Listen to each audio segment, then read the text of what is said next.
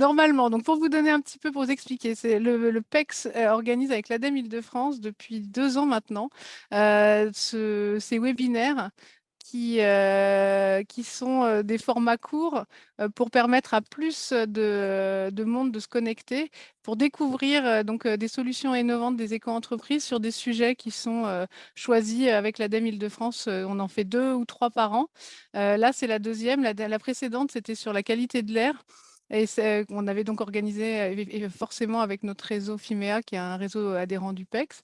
Et là, sur aménagement et adaptation au changement climatique, vous êtes déjà presque 40 à être connectés. Sachez qu'il y a plus de 100 inscrits. Donc, je pense qu'il bon, il y en a plusieurs qui n'arrivent pas à se connecter parce qu'ils sont soit à l'étranger, soit ils ont des pare-feux. Mais on leur enverra, que ce soit dans le chat, même vous pouvez ouvrir votre micro, mais quand les gens ont terminé de parler. Bonjour Pauline. Bonjour. Je suis contente que vous soyez arrivée. J'espère que tout va bien. Je commencerai par présenter le PEX. Vous avez une présentation sur l'adaptation au changement climatique en Île-de-France, 3 pitchs de solutions innovantes, des échanges. Tout le monde peut envoyer au fur et à mesure des questions dans le chat. Encore 3 pitchs de solutions innovantes, des échanges et les conclusions. Voilà. Donc, on va commencer tout de suite. Donc moi, pour vous expliquer, donc normalement, la plupart d'entre vous, vous nous connaissez déjà, mais pas forcément. Voilà, je vais essayer de faire preuve de modestie. Le PEX, on est la filière des éco-entreprises de France. Ça représente 6 000 éco-entreprises, mais nous, on est un réseau de réseaux. C'est-à-dire que les entreprises ne sont pas adhérentes directement chez nous, ce sont les réseaux d'éco-entreprises qui sont adhérentes. Euh, le, Est-ce que vous voyez une barre noire? Attendez, parce que je vois que j'ai les commandes flottantes qui passent. Donc, elles sont réparties, ces réseaux d'entreprise sont répartis un peu partout en France. Elles ont soit des thématiques, soit des thématiques spécifiques. Par exemple, Accéléra, c'est un pôle de compétitivité, chimie et environnement. L'UPDS, c'est le syndicat de la dépollution des sols. Voilà. Ou alors, vous allez avoir des réseaux d'éco-entreprises plus généralistes qui seront, mais qui seront régionalisés. Donc, B2E, c'est Bretagne Éco-entreprise. IDF Éco-entreprise, comme son nom l'indique. Un réseau d'éco-entreprises franciliennes, oui, c'est ça. Enfin, voilà. Donc, ça, c'est le PEX. Ça nous fait 35 réseaux, 6 000 éco-entreprises. Tous les secteurs de l'environnement sont regroupés au sein de la filière. On a une mission, c'est de réunir la communauté française des éco-entreprises dans une démarche collective. Ensemble, on est plus fort. Notre objectif, c'est de développer la filière, de créer évidemment in fine des emplois verts et surtout d'accélérer la transition écologique et énergétique. Tout ça, ça enfonce des portes ouvertes, mais je pense que si vous ne connaissez pas le PEX, vous ne savez pas forcément qui on est. On s'est posé des questions sur qu'est-ce que le PEX vis-à-vis des objectifs du développement durable. On en réunit un certain nombre, on en réunit 10 sur le 6, le 7, le 13, le 14, le 15. Je ne sais pas si vous connaissez un petit peu les objectifs, mais en gros, nous, on met en valeur les solutions eau, air, pollution, agriculture durable, risque, énergie, biodiversité en faveur de l'adaptation et de l'atténuation du changement climatique, l'économie circulaire et biodiversité. On fait du soutien à l'innovation. Alors là, vous êtes dans une vitrine de l'innovation, mais on fait beaucoup de rencontres écotech innovation. On a un cahier des tendances qui met en avant les innovations. Enfin voilà, on anime les Polytech Innovation Awards. On fait beaucoup de choses pour l'innovation. On travaille beaucoup sur l'emploi. C'est vrai que vous pourrez le voir, hein, je vais vous redévelopper ça juste après. On essaye aussi de mettre en relation les grands groupes, les industriels qui souhaitent se transformer. Donc là, je ne sais pas si vous voyez bien sur vos écrans, mais ça explique sur quels objectifs on se situe. En fait, là, c'est vraiment pour ces objectifs-là, parce on met aussi en relation les collectivités et les éco-entreprises. Enfin, tout notre objectif, c'est de développer la filière. Donc forcément, on travaille sur ces objectifs. Et le dernier, sur la représentation des femmes, on se donne pour objectif de montrer aussi que les femmes travaillent dans la transition écologique et qu'elles ont leur mot à dire. Ça nous a fait un peu drôle parce qu'au final, on a 5 pitchers. Heureusement que Pauline, tu es là. Par exemple, sur notre dernière rencontre Écotech, gestion des eaux pluviales, il y avait 50% de femmes représentées dans la rencontre. Comment on travaille? On a 5 leviers. 5 leviers qui sont le développement commercial, l'innovation, le financement, l'international et l'emploi et compétences, qui se retrouvent ensuite dans l'animation de notre réseau, dans nos études et nos projets de référence et dans nos événements. Donc, j'essaye de faire vite parce que on n'est pas là pour faire de la vitrine, c'est vraiment pour vous donner aussi des idées d'opportunités soit pour votre éco-entreprise si vous êtes une éco-entreprise, soit pour votre collectivité ou pour votre territoire ou pour votre fédération ou pour votre grand groupe.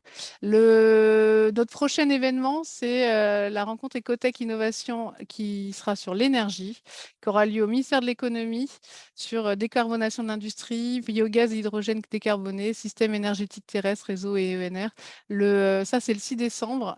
C'est la 5e fois qu'on la réalise. Gros succès. Vous pouvez déjà noter dans vos tablettes le prochain Forum national des éco-entreprises, qui est notre plus gros événement, qui a aussi lieu au ministère de l'économie. Plus de 500 personnes réunies, où là, vous allez avoir tout l'écosystème, vous allez avoir la possibilité de vous présenter, de présenter votre projet. Toute l'actualité de la filière sera là, donc c'est le 6 avril. On n'a pas encore la possibilité de s'inscrire parce que le site n'est pas encore en ligne. On va lancer, alors Louise, elle est là, je ne sais pas si tu as envie de dire un mot, mais on va lancer un grand annuaire national des éco-entreprises prochainement, qui sera un observatoire. On fait tous les ans, depuis 2 ans, le cahier des tendances des éco-entreprises. Ça vous permet de connaître les profils des éco-PME. Ça vous permet aussi de savoir quelles sont les tendances éco-techno de la filière. La rencontre Ecotech Finance, vous êtes une éco-entreprise, vous avez besoin de financement, ce sera le 6 juillet. Vous aurez tous les investisseurs investis dans la transition écologique, toutes les plateformes de crowdfunding. Vous allez avoir même les banques qui investissent. Donc, on fait des études et sur ces études, on sait que bon, bah, c'est pas, en fait, ça aussi, je pense que tout le monde le sait. En ce moment, dans le secteur de la transition écologique et énergétique, on recrute beaucoup. 90% des éco-entreprises veulent recruter. Il y a un vrai travail d'accompagnement à faire. D'ailleurs, à partir dans quelques semaines, il va y avoir des ateliers de ressources humaines et management. Donc, si vous êtes des éco-entreprises et que vous voulez être formés sur les sujets, nous relançons des ateliers avec Atlas, avec la DRIETS. Donc, sujet recrutement, formation, gestion des compétences. N'hésitez pas à revenir vers nous. Je pense qu'il va y avoir dans le chat les coordonnées de Louise. Tout ça ne serait pas possible sans nos partenaires. Vous avez Pauline qui est ici, mais il faut dire que nos partenaires, que ce soit l'ADEME, le ministère de la Transition écologique, de l'économie, le ministère chargé des Sports, le ministère du Travail, l'Agence de l'eau, BPI France, enfin, je ne vais pas tous les citer, mais l'OFB, tous ces partenaires que vous voyez là, on ne pourrait pas y arriver sans eux. C'est aussi grâce à eux qu'on arrive à travailler pour développer la filière. Et voilà. Pauline, ça va être à toi. Ça marche. Bonjour à tous. Donc, du coup, Pauline Le Fur, je travaille à l'ADEME Île-de-France, donc en direction régionale, où je suis en charge notamment du sujet adaptation au changement climatique. Donc, je vais faire une courte petite intervention, hein, histoire d'apporter un peu un cadre à cette matinée sur l'adaptation, pour se dire voilà, quels sont les grands enjeux franciliens et la position et ce que peut proposer l'ADEME. Quand on parle d'adaptation, on parle en fait d'une démarche d'ajustement au climat actuel ou attendu et à ses conséquences sur la région. Et puis surtout, le grand enjeu face à l'adaptation, face au changement climatique, de s'adapter, ça va être d'adapter les systèmes humains pour qu'on sache réagir face à des événements climatiques auxquels on n'est pas habitué. Dans le cadre de cette adaptation, le gros enjeu qui apparaît, c'est le risque de maladaptation. Donc, l'exemple le plus facile de la maladaptation, c'est la climatisation, qui va venir apporter un bénéfice ponctuel à un groupe de personnes en rafraîchissant un espace, mais aussi qui va venir réchauffer la ville en extérieur et contribuer à l'émission de différents gaz à effet de serre.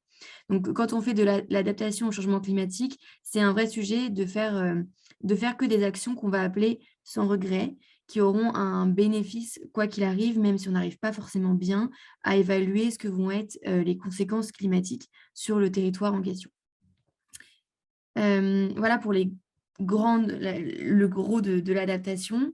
Je n'ai pas encore fait la première slide de Sophie. Euh, pour l'adaptation, on dégage trois façons, enfin trois techniques d'adaptation, celles qu'on va appeler les solutions vertes, donc tout ce qui va être basé sur la nature, les solutions grises, donc toutes les solutions technologiques, et les solutions douces qui vont relever plus de la sensibilisation, de la communication, de règlement. Donc le panel est quand même assez large. Si on en vient du coup à la slide qui est affichée, et du coup à la question de quels sont les gros enjeux franciliens en termes d'adaptation.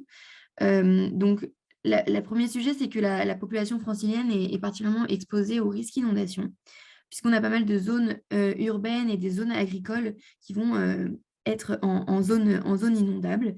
Donc en Île-de-France, on a quand même 23 communes et arrondissements, pas parisiens, qui sont concernés par ces inondations et ça représente plus de 10 000 habitants.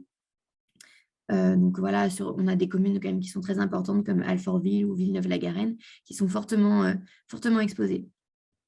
Ce qu'il faut noter aussi face à ce risque inondation, c'est la forte vulnérabilité des réseaux franciliens à l'inondation et notamment tout ce qui va relever de l'interdépendance, donc qui va créer des effets dominos sur les vulnérabilités.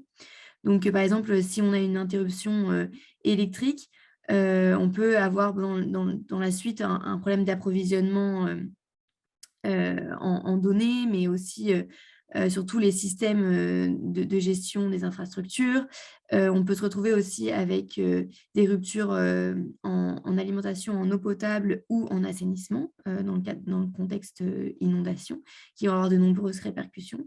Puis les réseaux de transport qui peuvent aussi être impactés. Donc, le premier enjeu, les inondations.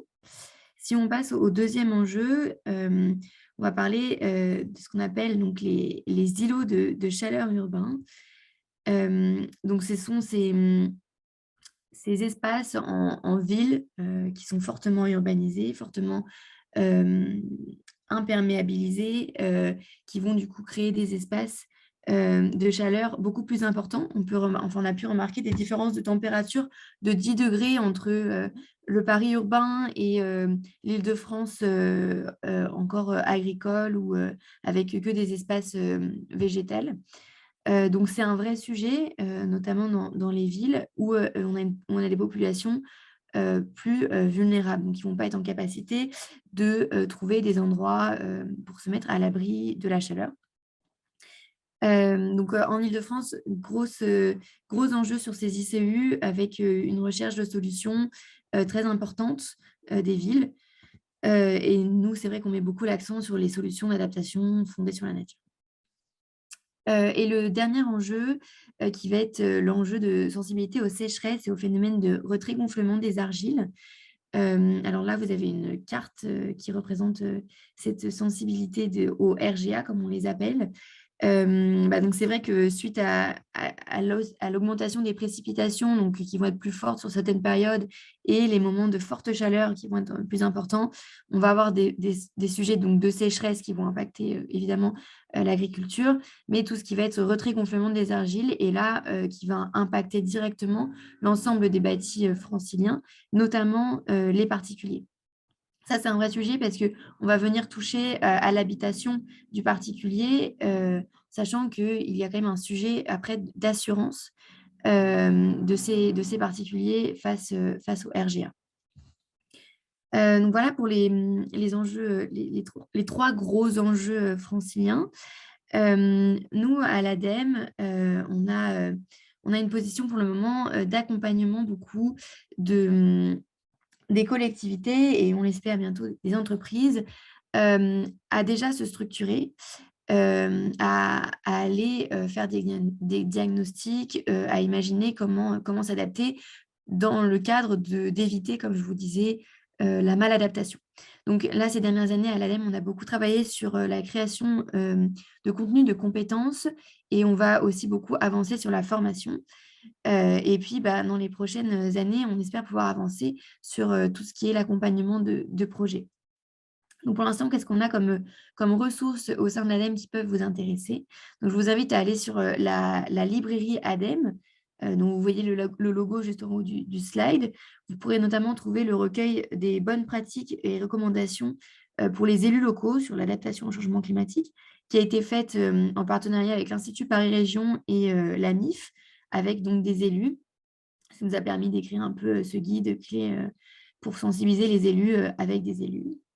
Mais vous pouvez trouver pardon, aussi tout un ensemble de documentation donc sur les solutions d'adaptation fondées sur la nature, mais aussi il y a tout un document sur comment rafraîchir la ville avec beaucoup de fiches d'actions et donc des exemples qui pourront être répliqués.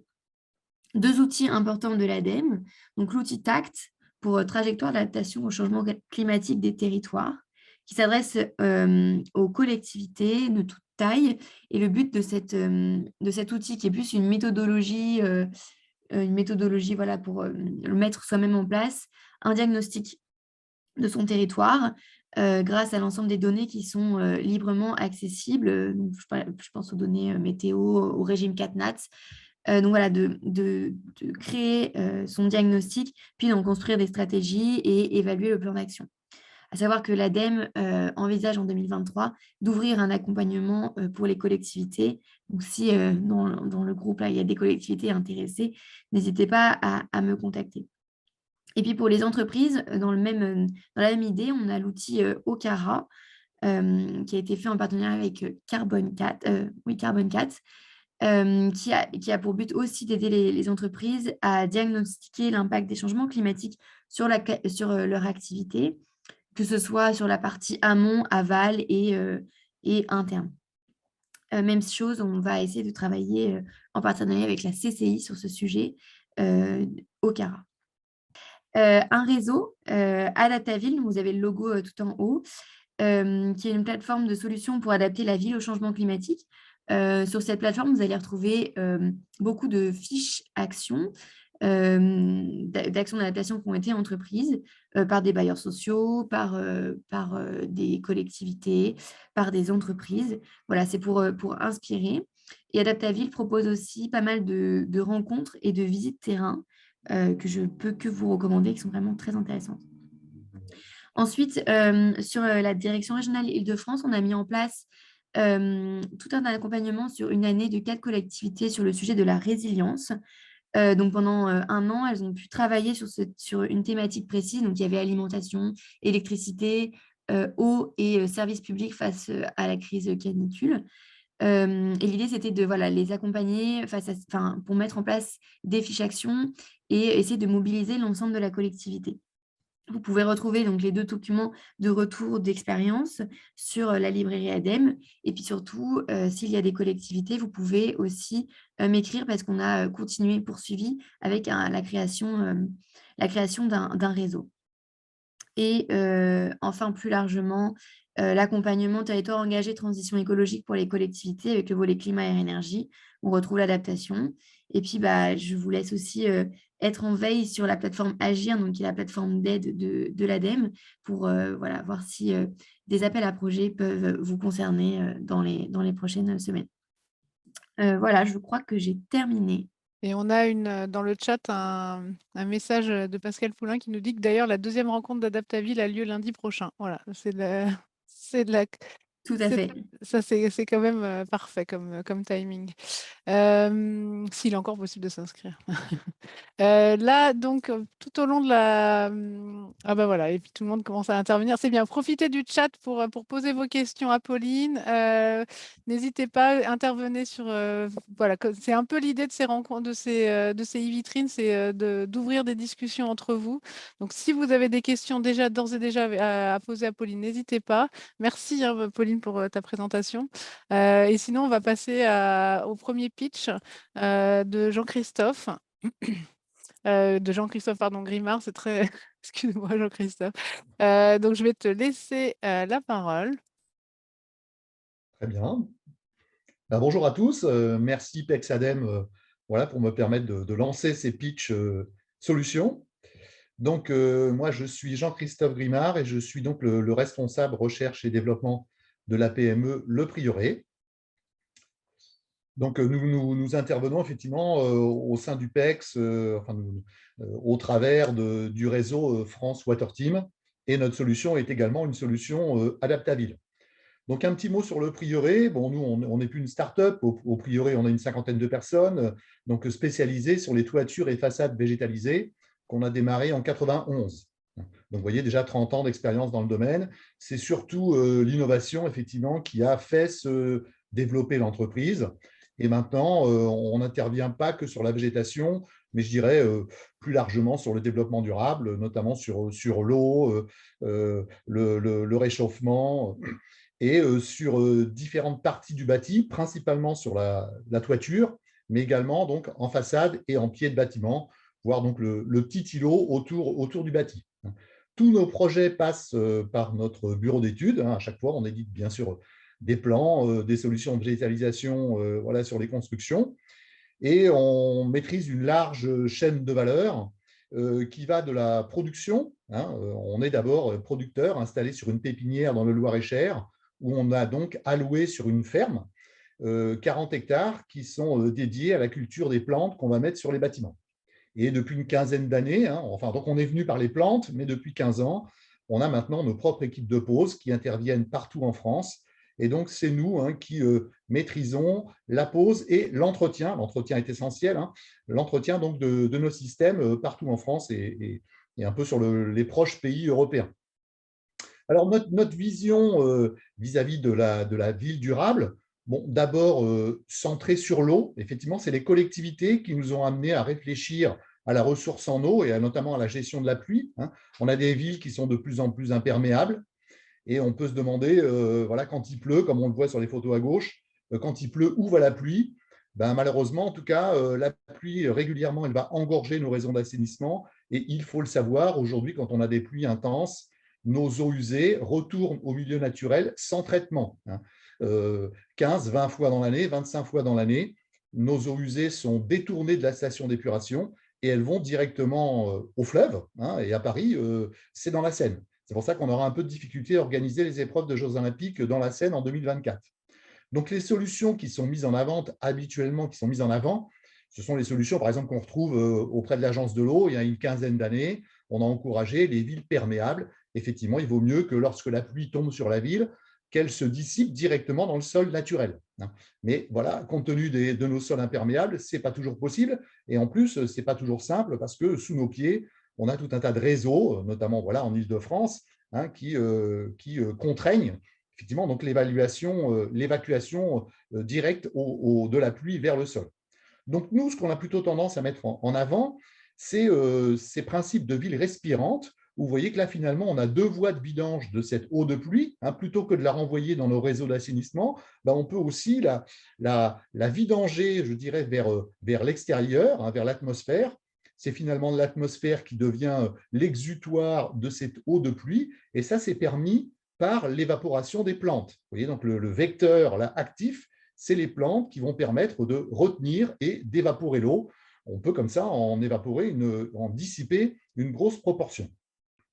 Donc, d'une idée, il a fallu passer à une solution. Et donc, voilà la solution que l'on propose. Donc, on l'appelle notre solution Oasis. Bon, voilà, dans Oasis, on voit bien donc, la combinaison des plantes, du soleil, de l'eau.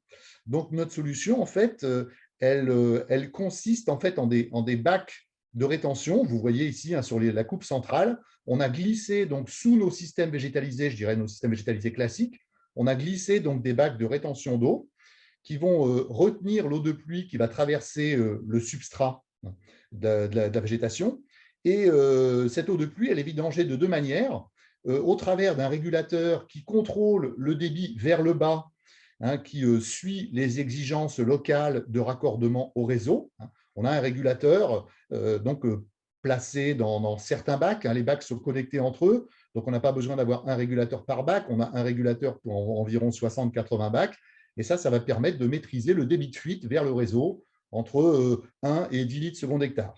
Et puis ensuite, vous voyez qu'on a des mèches de capillarité qui remontent aussi l'eau de pluie stockée vers le substrat, vers les plantes. Donc là, c'est la deuxième voie de vidange de cette eau de pluie, dissipation vers le haut par évaporation. Donc finalement, on a 4 principes, 4 propriétés avec notre système. Stockage de l'eau de pluie, irrigation naturelle par remontée de la pluie sous les plantes, régulation du débit de fuite, et puis aménagement, puisque sur le système, sur les bacs, là vous voyez, on a un couvercle qui supporte la végétation, mais on peut mettre aussi autre chose que de la végétation sur notre système, du platelage bois, des gravillons, du mobilier, tout ça fixé sur le système et pas sur la membrane d'étanchéité du bâtiment. Au niveau des performances vis-à-vis notamment de l'adaptation au changement climatique, donc voilà, un système qui est capable d'évaporer une grosse quantité de pluie grâce aux plantes et grâce aux mèches de capillarité qui remontent cette eau vers les plantes. Vous voyez qu'habituellement, une toiture végétalisée conventionnelle, ça rejette vers le réseau 50% de la pluie, donc vers l'atmosphère 50% de la pluie. Avec notre système Oasis, c'est cette fois-ci 80% de la pluie qu'on va évaporer. Donc, il n'y en a plus que 20% qui rejoint le réseau. Tant mieux, on a soulagé le réseau. Et propriété, je dirais, secondaire, propriété induite, effet induit, tant mieux. Quand on évapore de l'eau, ben, on rafraîchit le support. C'est pour ça que le matin, on sort de sa douche, on a froid parce que l'eau qu'on a sur la peau s'évapore. Et ben, donc, c'est pareil sur un toit. Lorsque l'eau de pluie est évaporée par le système, on rafraîchit le support, donc on rafraîchit le bâtiment. Vous voyez que sur les essais qu'on a faits, une bonne journée d'été bien ensoleillée, avec le système Oasis, on rafraîchit la peau du bâtiment de 25 degrés. Donc, vous voyez, l'effet clim, là, il est naturel. Et puis, bien sûr, si on élargit les mètres carrés de toiture végétalisée, on peut aussi rafraîchir l'environnement. Voilà, donc là, pour vous montrer que ces systèmes, vous pouvez les déployer dans vos villes sur tout type de bâtiment, que ce soit des logements, des bureaux, des entrepôts. Bon, bien évidemment, il y a une contrainte essentielle à vérifier, c'est que la surcharge sera supportée par la structure. Mais en tout cas, vous pouvez vous poser sur des bâtiments structure béton, bois ou acier. On a tous les cas de bâtiments. Par exemple, on est sur le village des Jeux Olympiques, donc puisqu'on correspond au cahier des charges de la Solidéo. Et là, donc, nos systèmes sont installés sur des toitures béton ou bois. Vous voyez à gauche, enfin, pardon, en haut à droite, donc on a maintenant aussi un système qu'on appelle Oasis hydro-biosolar. Et au-delà de la combinaison végétalisation et eau, on peut aussi combiner en plus la version production solaire. On intègre des panneaux solaires dans notre solution et tant mieux, chaque fonction profite à l'autre puisque le rafraîchissement va aussi rafraîchir le panneau solaire qui, comme ça, va produire davantage l'été lorsqu'il chauffe. Dernière remarque, notre solution est reconnue comme technique alternative en termes de gestion d'eau. Et donc, vous pouvez prétendre à des subventions relativement importantes. C'est en Île-de-France, c'est plusieurs dizaines d'euros par mètre carré. Donc, vous pouvez prétendre à des subventions de l'Agence de l'eau et aussi de la région Île-de-France. Voilà, je dois en avoir terminé de ma présentation. C'est une très bonne remarque, Jean-Christophe. Justement, l'Agence de l'eau, qui est un des partenaires du PEX également, on va mettre, je pense, des informations dans le chat. Ils financent, comme tu le disais tout à l'heure, ils financent vos projets. Il faut que ce soit plutôt les collectivités, les donneurs d'ordre, qui fassent les projets pour se faire financer. Donc voilà, allez-y, ils ont tout un programme là-dessus. Oui, il y a quelques critères particuliers, mais on vous aide bien sûr à monter le dossier. C'est ça, c'est ça. Vous êtes de bons conseils, les éco-entreprises. Merci Sophie. Merci Jean-Christophe. Alors, n'hésitez pas à poser vos questions à Jean-Christophe dans le chat. Voilà, et puis on prendra tout un temps d'échange à la fin du troisième pitch. Je vais maintenant demander à Baptiste de venir nous parler de Vertuo. Est-ce que Baptiste... Oui, je suis là. Bonjour à tous. Bonjour Baptiste. Eh bien, je te laisse la parole. Tu as 7 minutes. Ok, très bien. Et déjà, merci pour cette invitation. Ravi de vous pitcher rapidement Vertuo. Donc, Vertuo, on est un acteur, on est une jeune entreprise innovante. On se spécialise sur la nature en ville sans arrosage par la revalorisation des eaux pluviales. Donc, on a créé un système qu'on voit sur la slide suivante, voilà, bio-inspiré qui consiste en fait à reproduire le mécanisme de nappe phréatique en ville dans les endroits où naturellement ça va être compliqué de végétaliser. Donc, on va vraiment être complémentaire de la solution présentée par Priori auparavant qui était plutôt sur les toitures. Nous, on va plutôt être sur les surfaces au sol, les terrasses, les balcons, les pieds d'immeubles. généralement sur dalles de parking, donc là où il y a des contraintes de poids, là où en fait naturellement on ne va pas avoir accès à de la pleine terre parce que dans le sol, on va avoir des réseaux, des infrastructures, du bâti. Et l'idée, c'est de recréer de la perméabilité en recréant un cycle de l'eau, donc dans ces endroits où l'eau habituellement va plutôt stagner ou ruisseler dans les réseaux. Et au lieu que cette eau parte et aille être traitée dans des usines, l'idée, c'est de la collecter au plus proche possible de la source pour la revaloriser par l'irrigation, par la végétation. Donc, c'est ce qu'on voit sur le principe de gauche. Alors, les forces, en fait, oui, voilà. En fait, l'idée, c'est de créer une nappe phréatique sur la gauche avec une paroi qui va être poreuse, qui va filtrer cette eau et en fait, une partie plantée qui va permettre de s'irriguer progressivement par remontée capillaire. Voilà. Donc, ça, c'est le mécanisme qui va exister dans différents formats, différents gabarits. Donc, les grands avantages du principe, c'est que premièrement, voilà, on y est. On arrive à irriguer du coup nos systèmes par la pluie toute l'année. Et donc, la force, c'est que bah, voilà, vous avez tous vu cet été, on a vécu une période assez intense en termes de sécheresse. Et en fait, aujourd'hui, on est à une trentaine de projets déployés un peu partout en France parce qu'on a aussi bien du climat méditerranéen, donc Nice, Aix-en-Provence, que du climat plus océanique, Paris, Blois, Nantes. Et en fait, on a des systèmes, par exemple à Paris, on a une rue complète de 100 mètres de long. Il n'y a aucune irrigation qui est artificielle depuis la pause qui a été opérée il y a 3 ans. Donc, les plantes restent sans stress hydrique, tout le temps fraîches toute l'année. Et c'est une énorme économie sur la ressource en eau. Et ça permet du coup aux plantes de continuer d'évapotranspirer, même pendant des cas de sécheresse assez intenses. On arrive à monter jusqu'à 90 jours en termes de temporalité de sécheresse, donc, ce qui est énorme aujourd'hui. Le deuxième avantage, donc slide suivante, c'est que du coup, voilà, on crée des solutions qui sont modulaires, qui permettent de s'installer sans être visible, aussi bien côté espace public, côté rue, voirie, place, que côté bâtiment, donc sur des pieds d'immeubles, des terrasses, des balcons, où là, du coup, on va venir assez simplement, sans travaux, venir se raccorder à des gouttières avant qu'elles tombent dans le collecteur, et donc, du coup, créer des espaces végétalisés en circuit fermé qui collectent les eaux pluviales et qui les transforment par de la fraîcheur en pied d'immeuble. Slide suivante.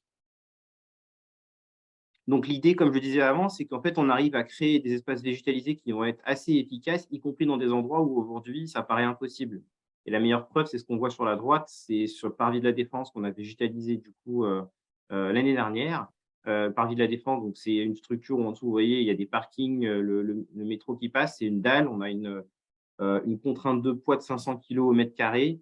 Et donc là, on avait créé toute une estrade de 250 mètres carrés poreuse qui récolte les eaux pluviales par ruissellement et qui crée une membrane de réceptacle d'eau qui permet d'alimenter du coup des plantes en continu. Donc là, on avait une irrigation pendant 40 jours.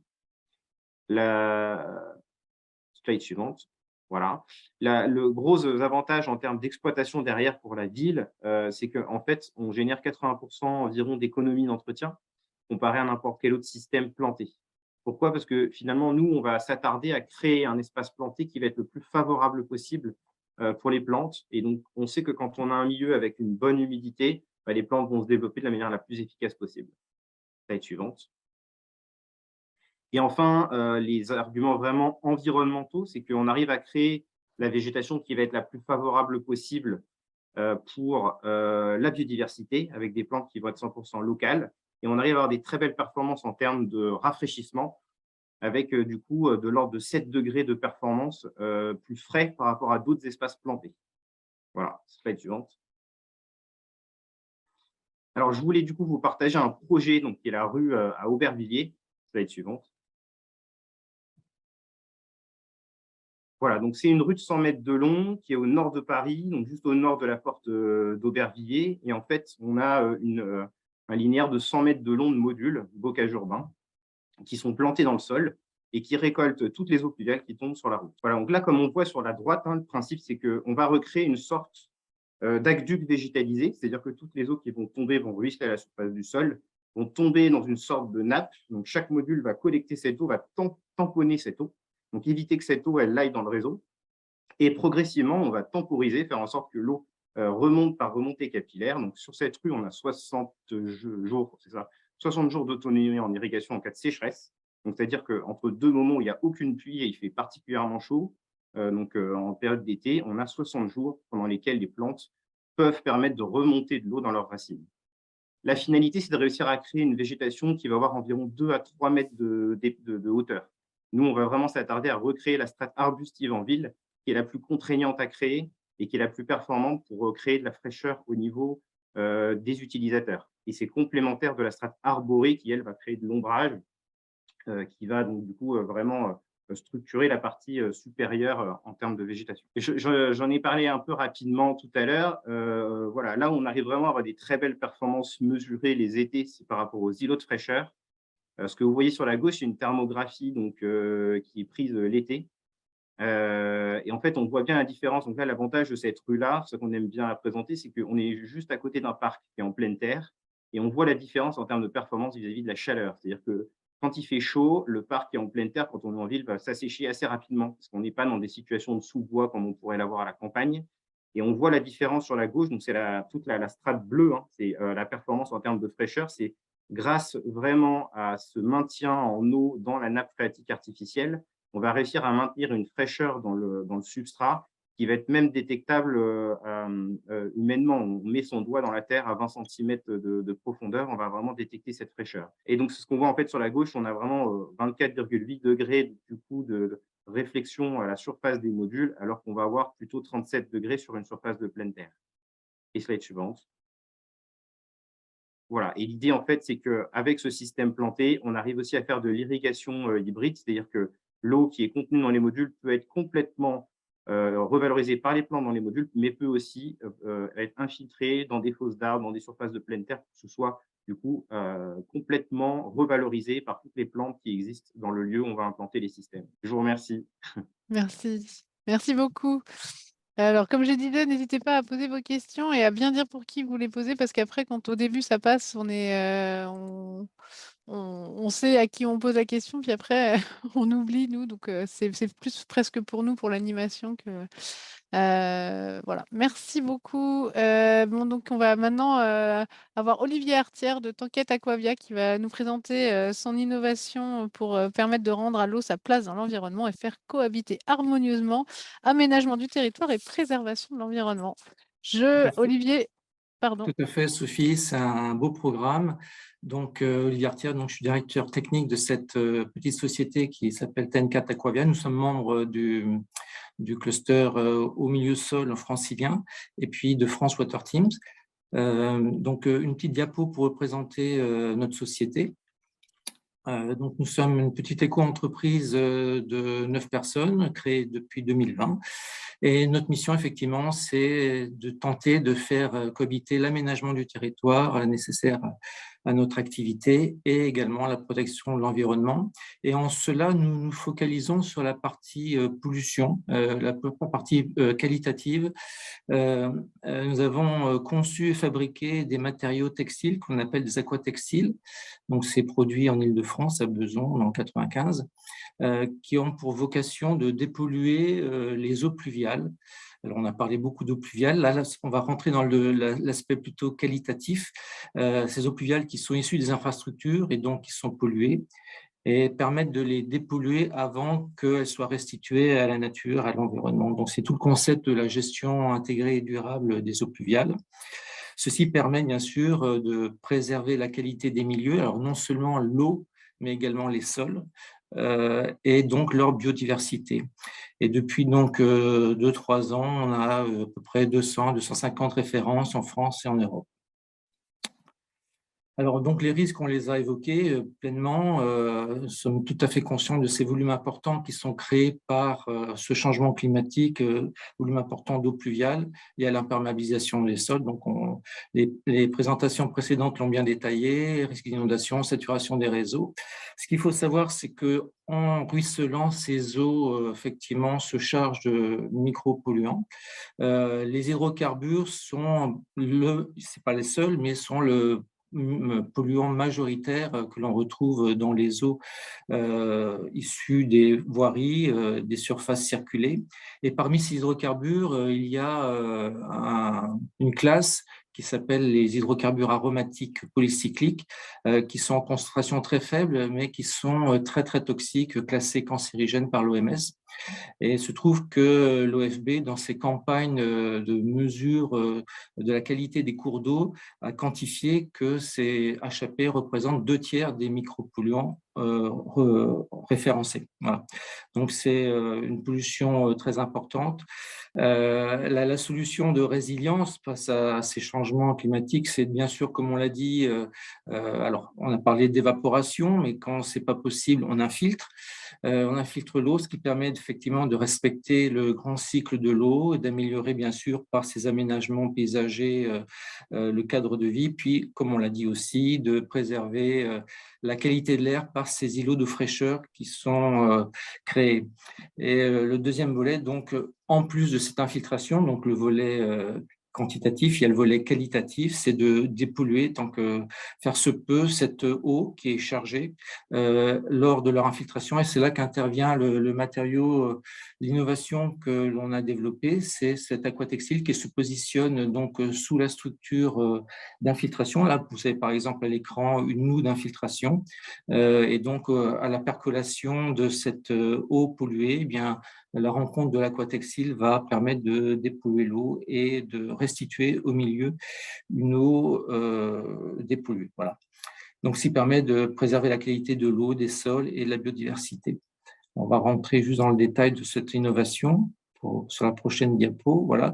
Donc, ça a été dit tout à l'heure aussi, nous avons cette innovation qui est inspirée du vivant, clairement, parce qu'un sol naturel a des fonctions de fixation de micropolluants, peut les biodégrader, mais ce n'est pas systématique. Et surtout, il a des capacités limitées, notamment au regard du flux de pollution qui peut arriver d'une voirie, d'une route, etc.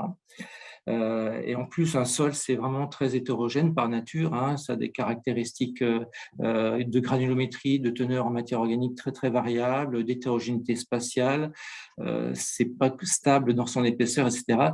Donc, à partir de cette idée tout à fait naturelle hein, de cette propriété d'un sol à gérer une certaine quantité de pollution, juste un petit clic.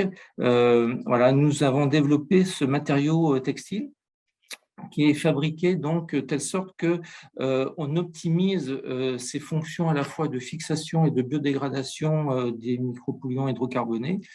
On l'a conçu avec des filaments qui sont dits oléophiles, donc qui sont très attracteurs de pollution hydrocarbonée, d'hydrocarbures HAP, que ce soit en phase dissoute ou en phase libre.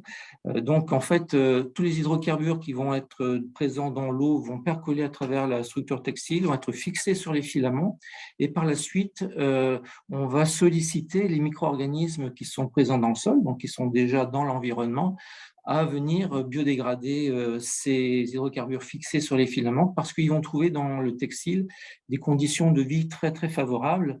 C'est un matériau qui est très poreux, donc on a à peu près 90% de porosité, donc il y a une libre circulation de l'air et de l'eau, permettant une bonne biodégradation aérobie. Et en plus, lorsque c'est nécessaire, on va mettre à disposition de ces micro-organismes, hein, qui peuvent être des bactéries, des micro-champignons, des nutriments qui sont nécessaires à leur activité de dégradation et qui ne sont pas forcément systématiquement présents dans l'environnement.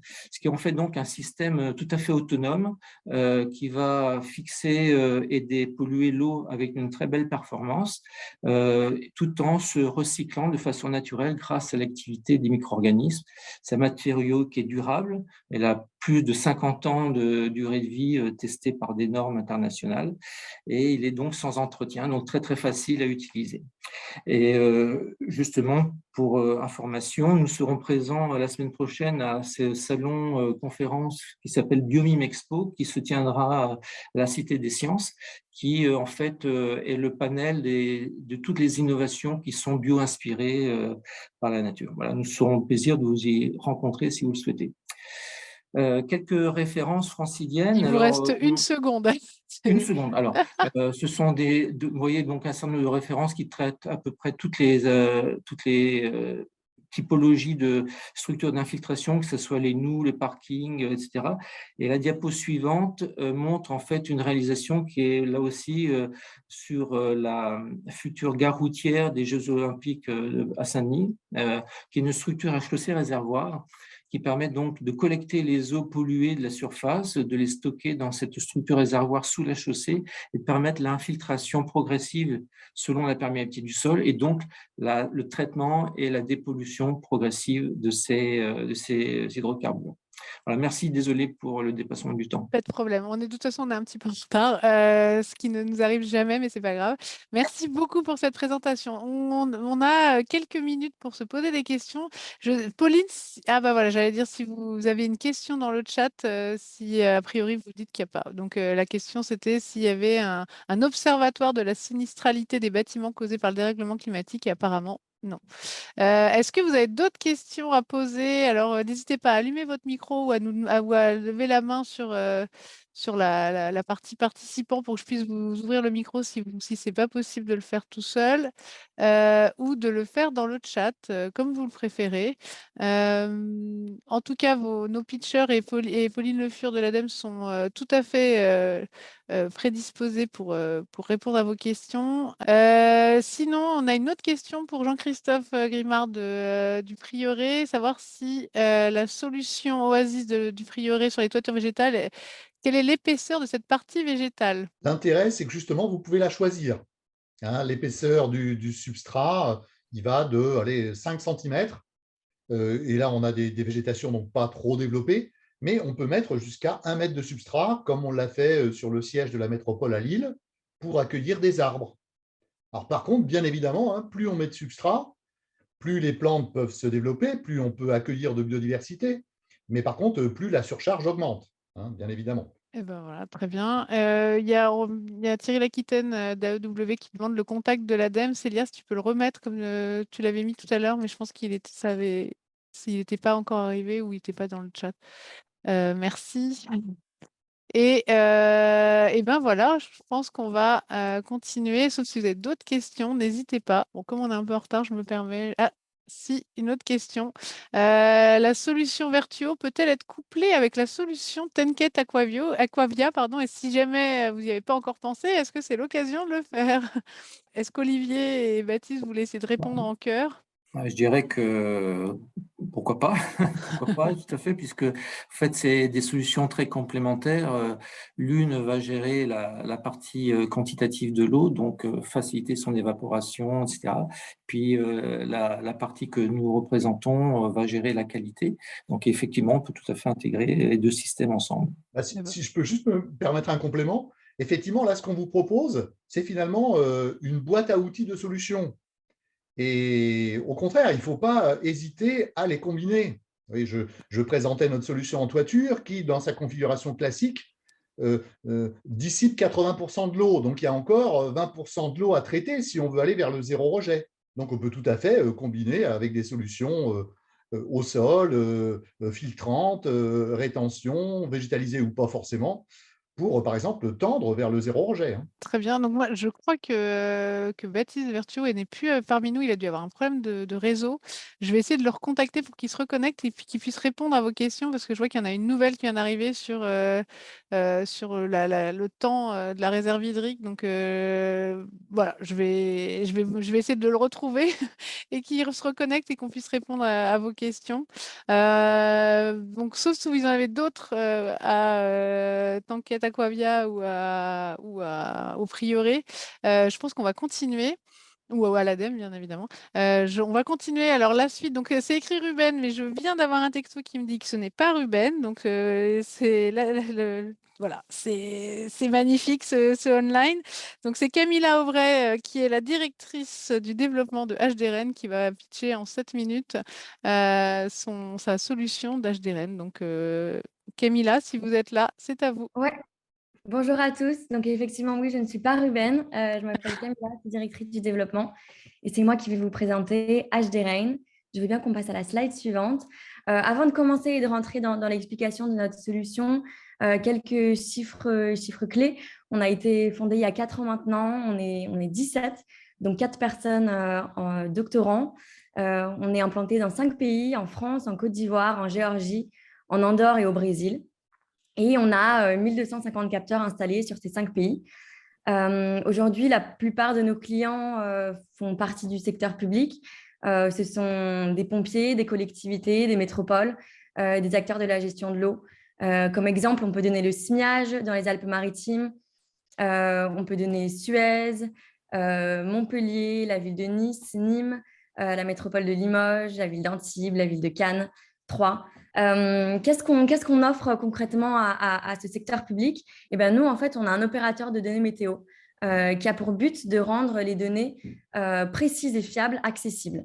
On sait qu'aujourd'hui, dans le monde, même si on est capable d'aller sur Mars, on a encore des difficultés à trouver des données météo qui soient précises, qui répondent vraiment aux besoins des collectivités et des entreprises. Alors nous, on a fait le pari d'installer notre propre infrastructure qu'on déploie dans le sud de la France et à l'étranger, qu'on couple avec de l'intelligence artificielle et qu'on arrive à transformer en carte météo, comme vous pouvez le voir sur l'image. Comment est-ce que ça fonctionne concrètement? En fait, on a développé un capteur qu'on connecte à une antenne parabolique classique que vous devez avoir si vous avez la télé. Et quand il pleut spécifiquement, le signal varie. Il diminue ou il stagne s'il ne pleut pas.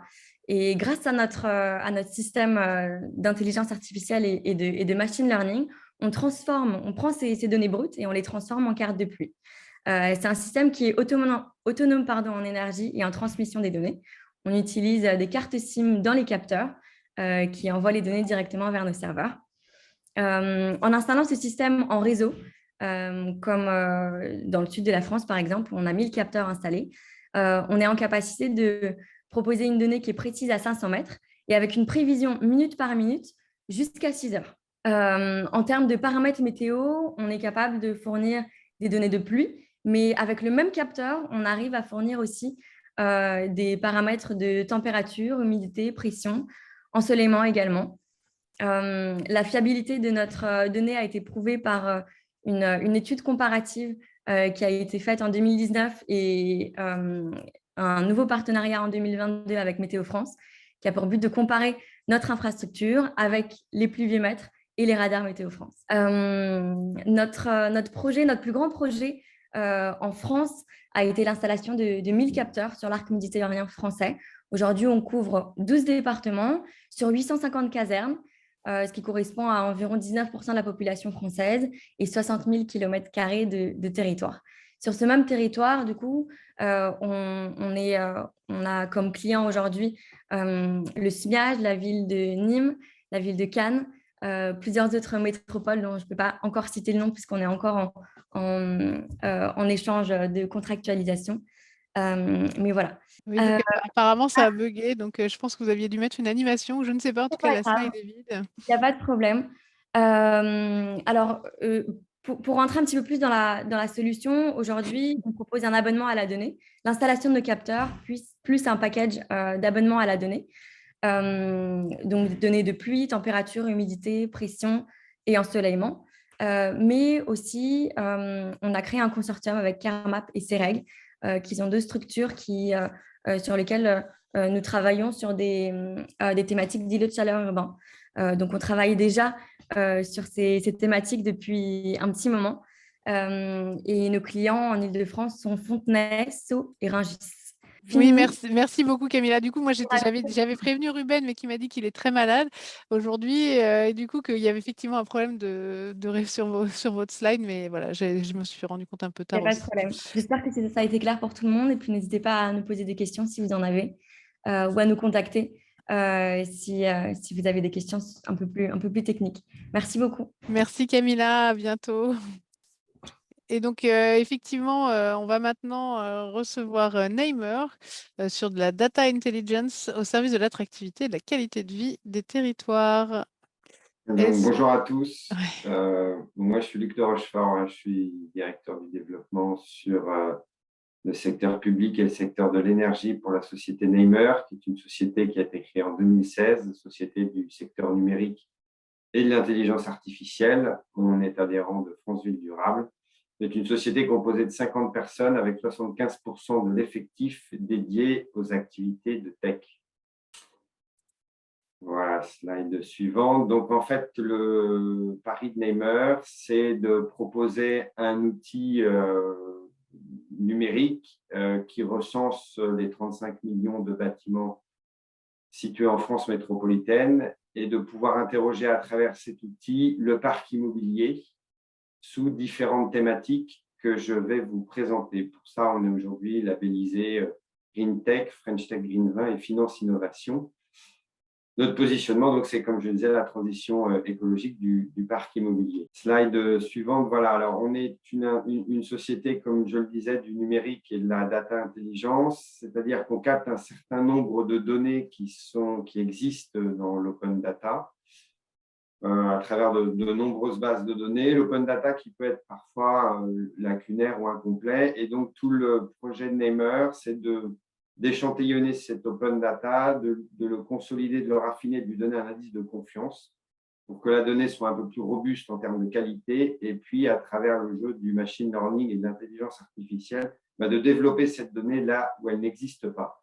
Pour ça, vous le voyez, on a différents partenaires à la fois institutionnels mais également privés qui nous permettent toute une phase de diagnostic sur le parc immobilier et puis de pouvoir, dans un deuxième temps, ensuite sur la plateforme, faire un certain nombre de préconisations avec un chiffrage, des scénarios avant et après préconisations, et puis de mettre dans la boucle de ces préconisations des professionnels labellisés RGE.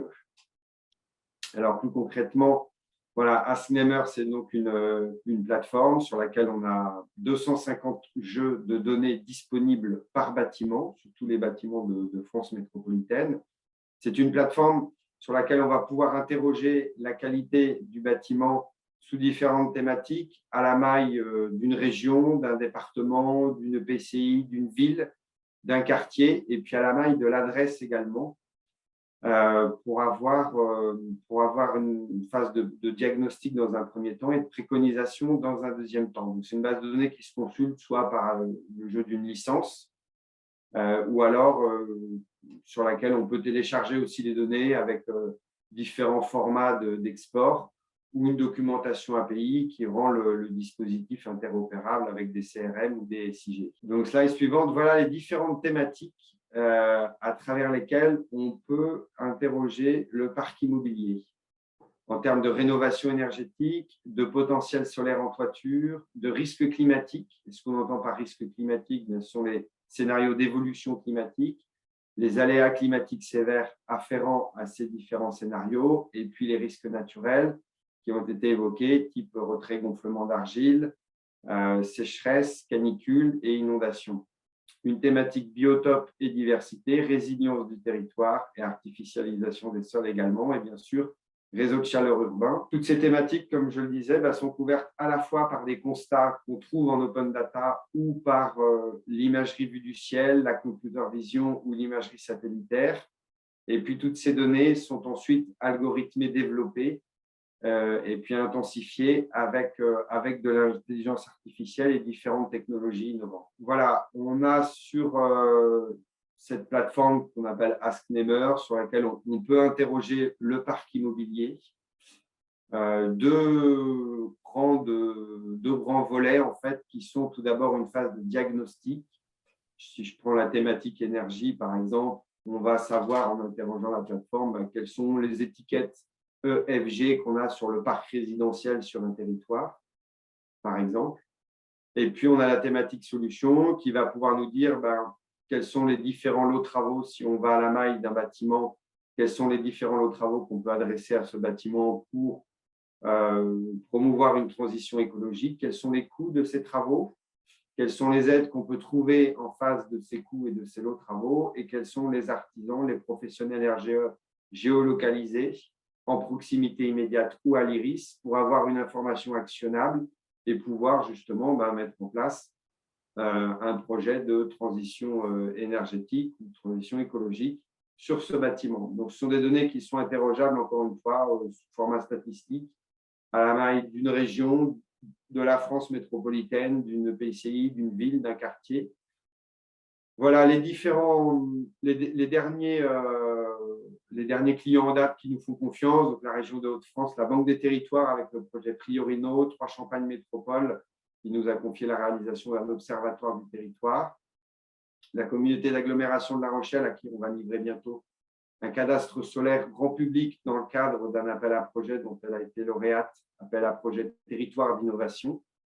NG Home Service, des délégataires de services publics comme Enedis ou Veolia, le secteur de la banque et de l'assurance aussi, et puis de la construction et de la rénovation.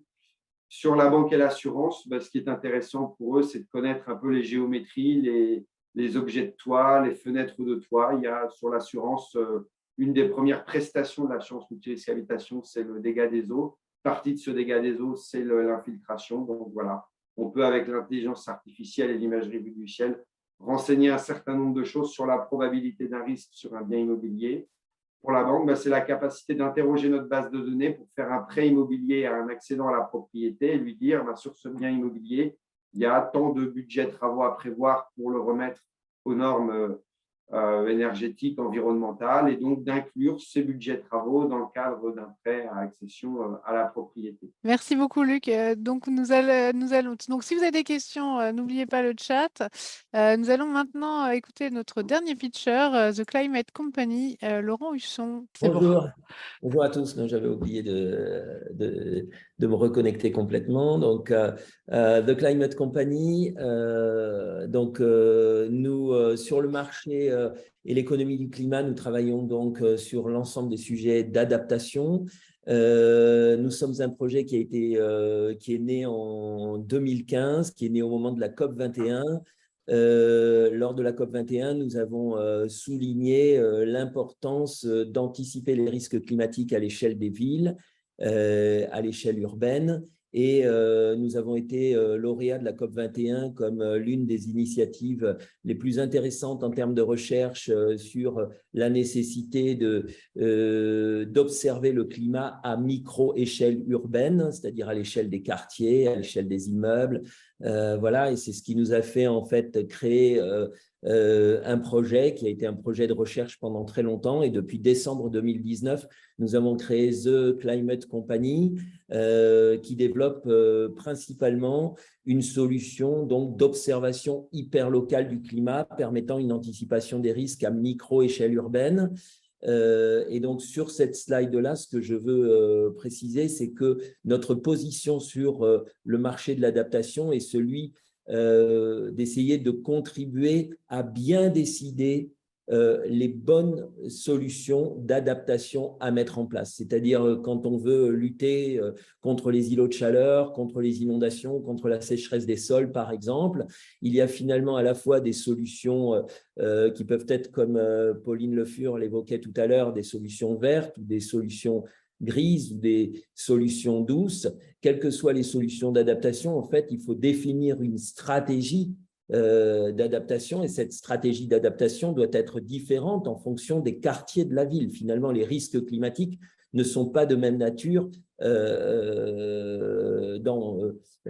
nord, au sud, au centre de la ville, en fonction de son urbanisation, de l'activité humaine, etc. Et donc, notre outil est un outil, et nos solutions, notre expertise, c'est d'observer les phénomènes climatiques à une échelle, à micro-échelle urbaine, c'est-à-dire à quelques dizaines de mètres, à quelques centaines de mètres, et d'extrapoler ces risques climatiques sur plus de 20 ans pour pouvoir aider à définir une véritable stratégie d'adaptation. Pour réaliser cette approche, alors d'abord, simplement pour préciser les choses, nous avons fait une étude sur 1692 villes dans le monde, hein, c'est-à-dire toutes les villes de plus de 300 000 habitants qui sont en risque climatique, qui sont ou dans l'urgence ou dans l'exigence climatique, hein, principalement dans l'urgence climatique dans l'hémisphère sud et en exigence climatique dans l'hémisphère nord.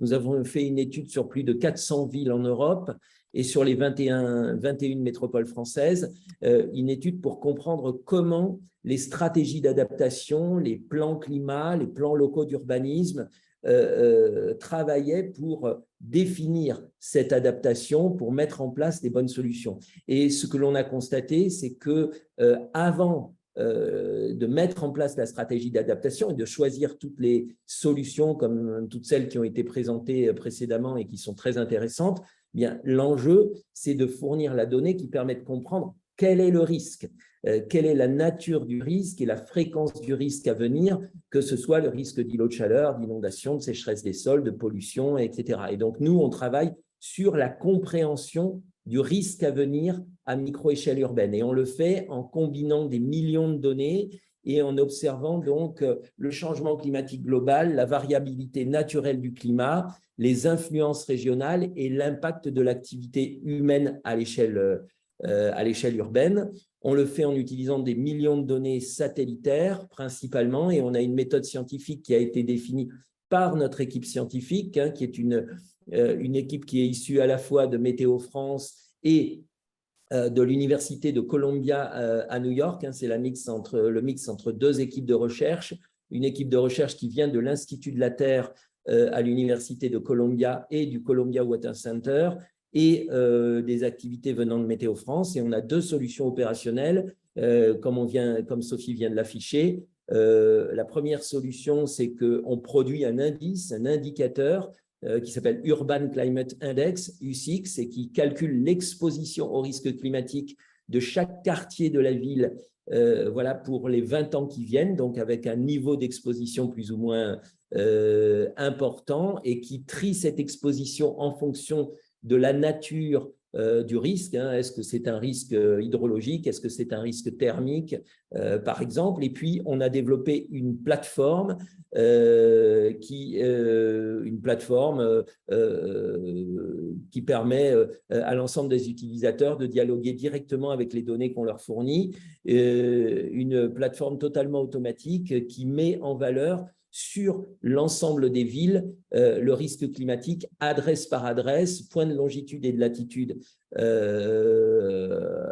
pour pouvoir répondre. Et qui, dans le cas des collectivités publiques, nous avons une plateforme spécifique qui, en fait, à partir de l'organisation, par exemple, cadastrale en France, pour chaque point du cadastre, va évaluer le risque climatique sur plus de 20 ans et va pouvoir ensuite flécher vers les stratégies d'adaptation.